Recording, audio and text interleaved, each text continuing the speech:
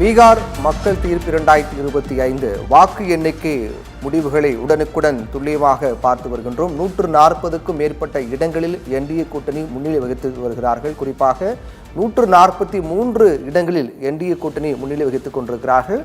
இந்த முறையும் 2020 அப்படியே தொடர்கிறது என்பதை தான் இந்த நிமிடம் வரையிலான தேர்தல் முடிவுகள் என்பது நமக்கு காண்பிக்கின்றது. 86 இடங்களில் மகா கத்பந்தன் கூட்டணி முன்னிலை. அதே போன்று ஜன் சுராஜ் பார்ட்டி 4 இடங்களில், தொடக்கத்தில் 5 இடங்களில் முன்னிலை வகித்தார்கள். தற்போது 4 இடங்கள், ஒரு இடம் குறைந்து 4 இடங்களில் முன்னிலை வகித்துக் கொண்டிருக்கிறார்கள். முடிவுகள் இப்படியாக இருக்கக்கூடிய சூழ்நிலையில் கடந்த முறை போலவே 2020 நடைபெற்ற பீகார் சட்டமன்ற தேர்தலிலும் கூட மகா கத்பந்தன் 106 இடங்கள் ஒட்டுமொத்தமாக அவர்கள் வெற்றி பெற்றார்கள். அதிலும் குறிப்பாக ராஷ்டிரிய ஜனதா தளம் 75 இடங்களில் வெற்றி பெற்றார்கள். காங்கிரஸ் 19 இடங்களில் வெற்றி பெற்றார்கள். இந்திய கம்யூனிஸ்ட் மார்க்சிஸ்ட் லெனினிஸ்ட் 12 இடங்களில் வெற்றி பெற்றார்கள். அப்போது 2020 பொறுத்தவரையில் ராஷ்டிரிய ஜனதா தளம் 75 என்பது மகா கத்பந்தன் கூட்டணியில் அதிகமாக கைப்பற்றிய தொகுதியாக பார்க்கப்பட்டது.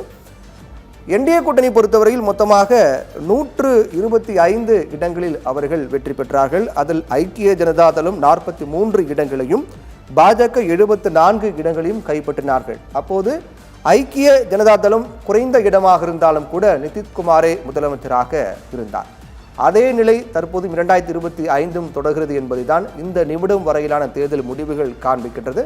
கிட்டத்தட்ட ஒரு 50க்கும் மேற்பட்ட இடங்களில் கடுமையாக இழுபறி காணப்படுவதாக அங்கிருந்து நம்முடைய செய்தியாளர்கள் தகவலை வழங்கிக் கொண்டிருக்கிறார்கள்.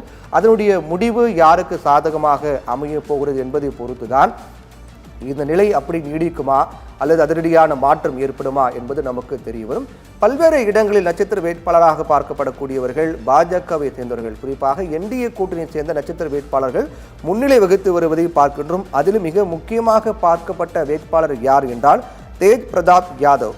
இவரை பொறுத்தவரையில் தன்னுடைய சகோதரர் மீது ஏற்பட்ட அவர் மீது சுமத்தப்பட்ட அந்த குற்றச்சாட்டு, தேஜ் பிரதாப் யாதவ் பொறுத்தவரையில் தேஜஸ்வி யாதவுடைய சகோதரர், தேஜஸ்வி யாதவுடைய அண்ணன் தான் தேஜ் பிரதாப் யாதவ். அவர் மீது பல்வேறு குற்றச்சாட்டுகள் முன்வைக்கப்பட்ட காரணத்தால் கட்சியிலிருந்து நீக்கப்பட்டார். அதற்கு பிறகு அவர் தனியாக ஒரு கட்சி, ஜனசக்தி ஜனதா தளம் என்ற கட்சியை தொடங்கி மகுவா என்ற தொகுதியில் அவர் போட்டியிட்டார். அவர் மிக முக்கிய வேட்பாளராக பார்க்கப்பட்டார். அவருடைய தாயார் வாக்களித்து விட்டு பேசும்போது கூட என்னுடைய 2 மகன்களும் வெற்றி பெற வேண்டும் என வாழ்த்துகிறேன் என்றெல்லாம் தெரிவித்தார். ஆனால் தேஜ் பிரதாப் யாதவ் பொறுத்தவரையில் பின்னடைவாக தான் தற்போது இருக்கின்றார் என்பதும் அண்மை தகவல் வந்திருக்கிறது. இந்நிலையில்